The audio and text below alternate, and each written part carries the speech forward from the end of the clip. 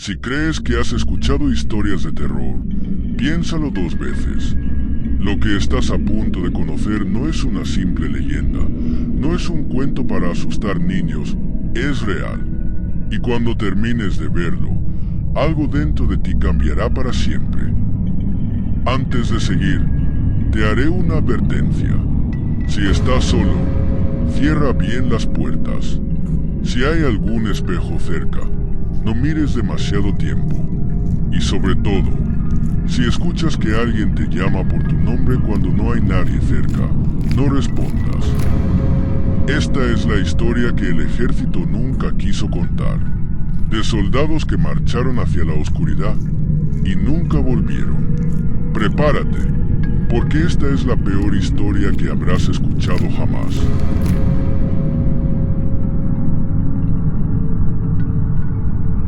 La base militar de San Luis será un lugar como cualquier otro, ubicada en una zona árida al norte de México, lejos de la ciudad. Parecía un punto muerto en el mapa, rodeada por extensos caminos de terracería y unos cuantos pueblos casi abandonados. La base se alzaba como un gigante de concreto y metal, un sitio donde la rutina lo era todo y el tiempo pasaba lento. Los días eran sofocantes. El sol quemaba la tierra y convertía el aire en una masa densa y pesada. Pero las noches eran diferentes. El frío llegaba de golpe, con vientos secos que silbaban entre las estructuras abandonadas y convertían la base en un sitio inquietante. Yo fui destinado allí durante 6 meses.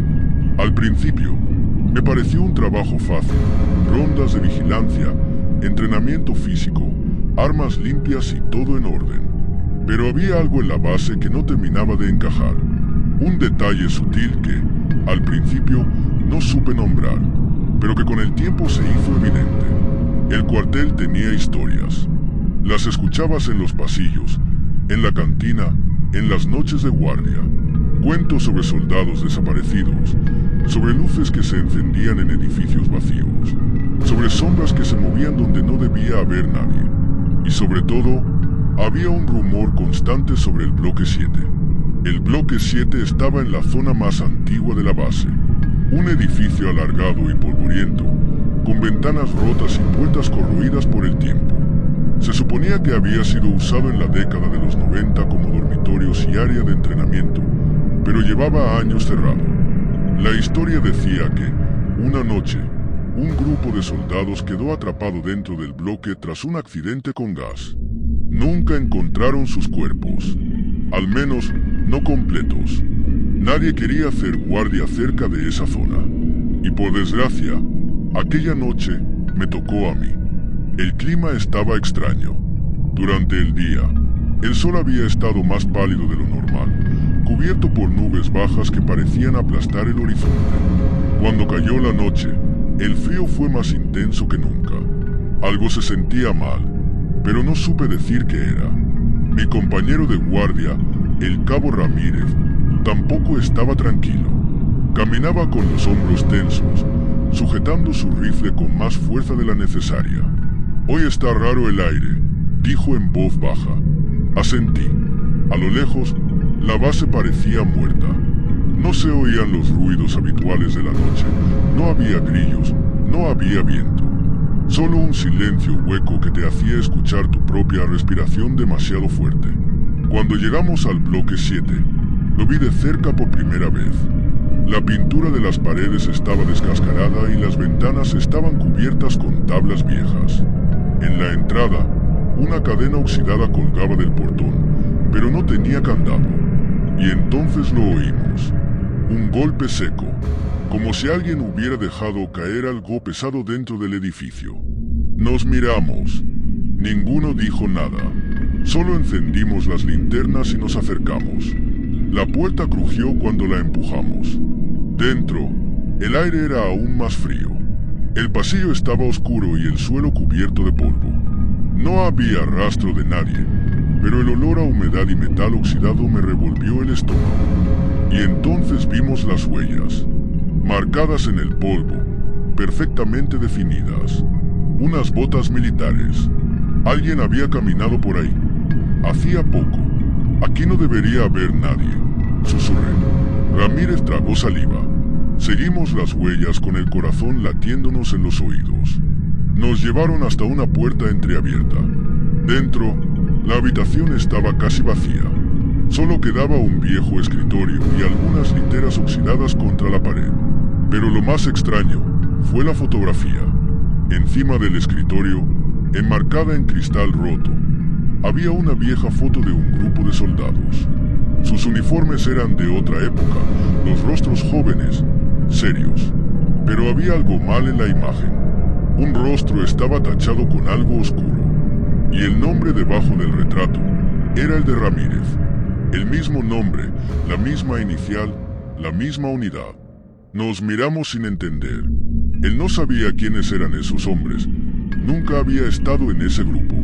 Pero lo peor llegó después, porque al alzar la linterna, la vimos. En la esquina de la habitación, encorvada, oscura como una sombra sólida. Una figura alta, inmóvil. Y entonces, se movió. No caminó, no corrió.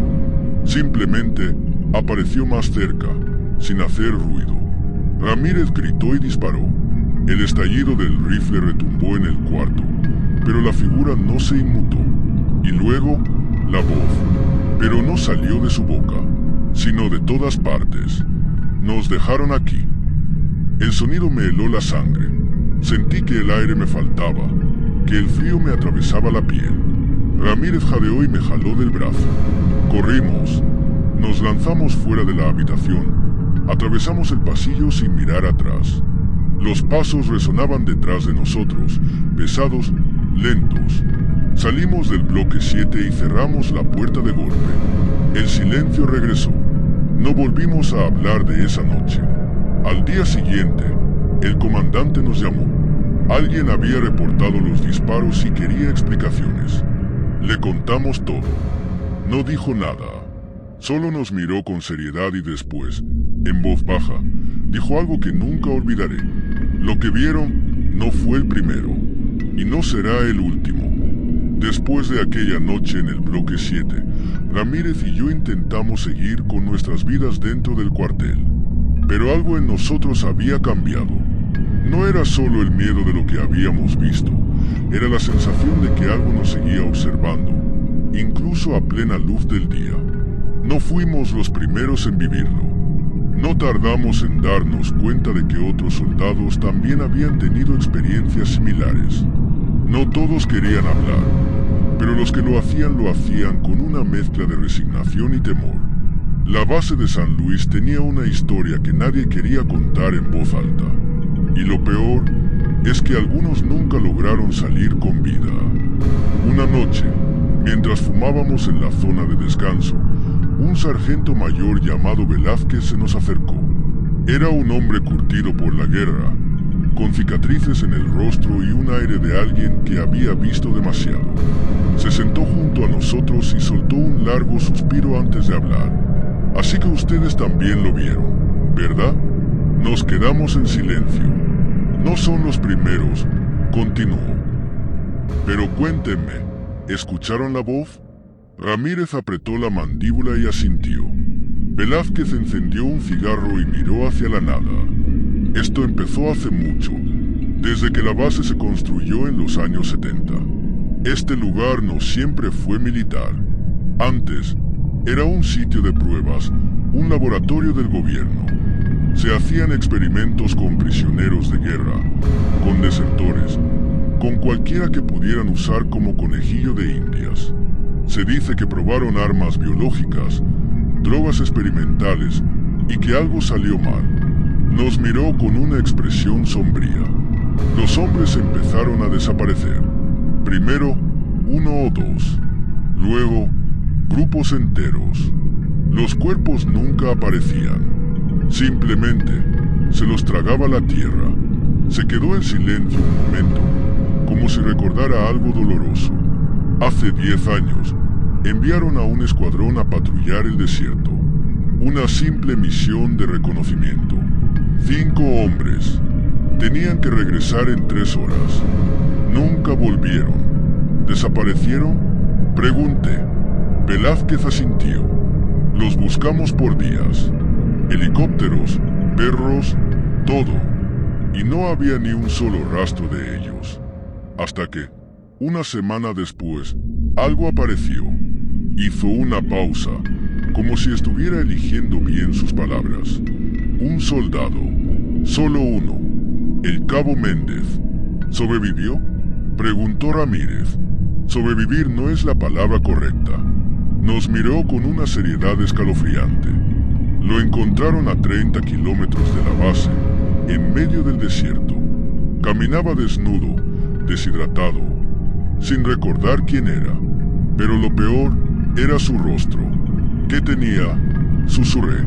Velázquez apagó su cigarro con la bota. Dicen que su cara estaba cambiada, como si no fuera suya, como si algo hubiera tomado su lugar. Nos recorrió un escalofrío. Lo trajeron de vuelta, continuó. Intentaron interrogarlo, pero solo repetía lo mismo una y otra vez. Se inclinó hacia nosotros y murmuró en un tono grave: no están muertos, solo están esperando. Me dieron ganas de vomitar. Velázquez se puso de pie y nos dio una última advertencia antes de marcharse. Si alguna vez tienen que salir al desierto de noche, no respondan si los llaman por su nombre. Las cosas se pusieron peor cuando nos asignaron a una misión de rescate.